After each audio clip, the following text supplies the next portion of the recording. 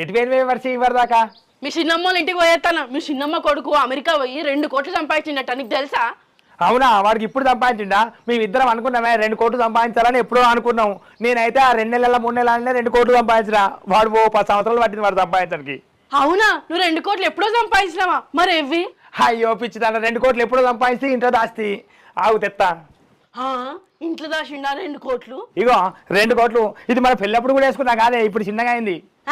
మీ తమ్ముడు సంపాదించింది దాచుకునే కోట్లు, వేసుకునే కోట్లు కాదు. ఇంకా దాచుకునే కోట్లు ఎవరు చూస్తారే? దాచుకునే కోట్లు ఎవరు కన్నా కనబడతాయా? అందుకనే వేసుకునే కోట్లు అయితే వేసుకొని తిరగచ్చు, అందరు చూస్తారు. అబ్బా కోట్లు సంపాదించండి అందరు అంటారు. నీ పాడవాడ నిజంగానే సంపాదించినావు అనుకున్నా. వేసుకునే కోట్లు పట్టుకొని కోట్లు సంపాదించినా అని చూపెడతాడు.